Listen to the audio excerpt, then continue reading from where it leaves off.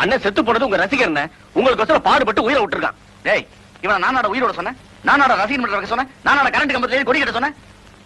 ரசிகர் மன்ற பேரால எவனோ செய்யற முட்டாள் தனத்துக்கு நான் தான் பொறுப்பா? தப்பு தானே. வெளியே உங்க ரசிகர்களா இருக்காங்க, நான் என்ன பதில் சொல்றது? இவ்வளவு நாளா என்கிட்ட வேலை செய்யறல, இது கூட சமாளிக்க தெரியாது.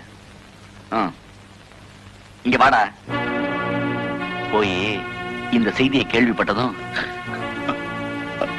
நெஞ்சு வலியில துடிக்கிறார் அப்படின்னு சொல்லிப்போ.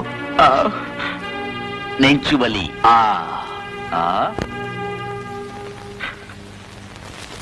தலைவர் ரெடி ஆயிட்டாரா? என்னாச்சு? அதை எப்ப கேக்குறேன்? இவ்வளவு நேரம் நல்லா இருந்தார்.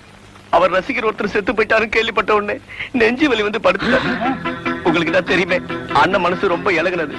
அவர் ரசிகருக்கு ஏதாவது ஒண்ணு தாக்கப்பட்டா இருப்பா. நான் வேணா டவுனுக்கு போய் டாக்டர் கூட்டிட்டு வரட்டுமா? வேணாம், அண்ணனுக்கு ஒரு பவுந்து கொடுத்துருக்கேன், ரெஸ்ட் எடுத்தா சரியா போயிடும். சரிங்க. ஏங்க கொஞ்சம் தலைவரை நேரா பார்த்துட்டு போயிறாங்களா? அறிவு கட்டவன, அவரே உடம்பு சரியில்லாம உள்ள படுத்திருக்காரு சொல்றாரு, நான் வேற தொல்லை பண்ணுமா அவரை? தலைவரை கொஞ்சம் பாத்துக்கோங்க. கண்டிப்பா. நடக்க வேண்டிய நம்ம பாத்துக்கலாம், வாங்கடா போலாம்.